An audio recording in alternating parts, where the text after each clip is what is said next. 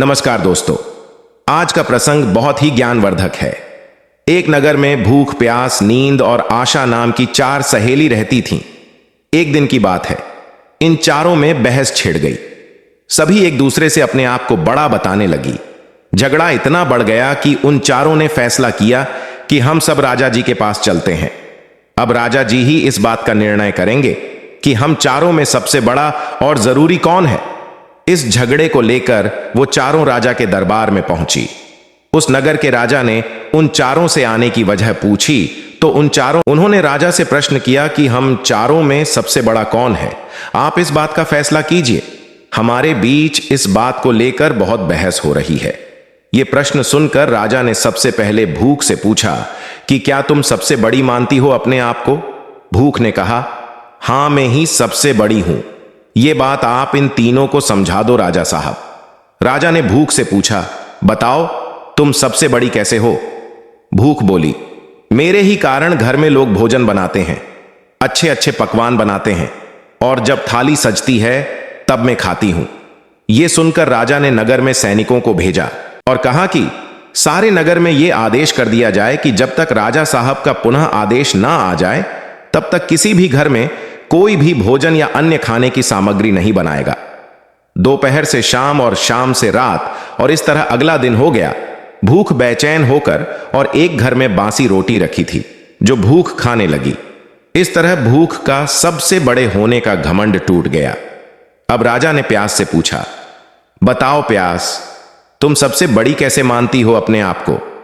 प्यास ने कहा, मैं तो सबसे बड़ी ही हूं। मेरे लिए ही पृथ्वी पर नल, कुआं, नदी और सरोवर हैं जिससे कि मुझे साफ जल मिले। राजा ने फिर सैनिकों को आदेश दिया कि नगर में जितने भी पानी पीने के स्रोत हैं उन सब पर सख्त पहरा लगा दिया जाए और जब तक हमारा आदेश ना हो पहरा लगा रहना चाहिए। प्यास को एक दिन इंतजार करते हुए हो गया। जब प्यास को बर्दाश्त नहीं हुआ तो प्यास ने एक गंदे और दूषित गड्ढे का पानी पी लिया। इस तरह प्यास का घमंड भी टूट गया। अब राजा ने तीसरी सखी यानी कि नींद से कहा, नींद, तुम बताओ कि तुम किस तरह अपने आप को सबसे बड़ी मानती हो? नींद ने कहा, मैं ही सबसे बड़ी हूं, क्योंकि मेरे लिए ही लोग इतने अच्छे अच्छे बिस्तर लगाते हैं, तब मैं सोती हूं। नींद की यह बात सुनकर राजा ने सैनिकों को कहा कि सारे नगर में यह ऐलान कर दिया जाए कि जब तक राजा का आदेश ना मिल जाए तब तक किसी भी घर में कोई भी ना तो सोने के लिए बिस्तर करेगा और ना ही कोई दूसरा उपाय करेगा सोने का। नींद को बिस्तर का इंतजार करते हुए जब 2 दिन गुजर गए तो नींद ऊंची नीची जगह में नीचे जमीन पर ही सो गई। इस तरह नींद ने भी अपनी हार मान ली।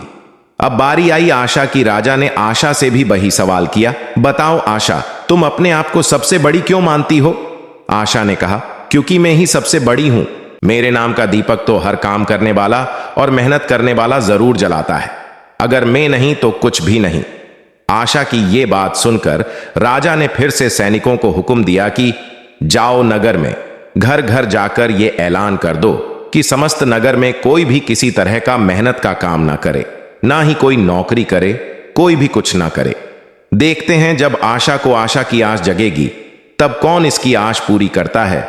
आशा पूरे नगर में घूमती रही लेकिन हर तरफ कोई कुछ करता नजर नहीं आया। सिर्फ सन्नाटा सा दिखा चारों ओर। सिर्फ एक घर में एक कुम्हार दीपक की रोशनी में अपनी रोजी चलाने के लिए घड़े बना रहा था।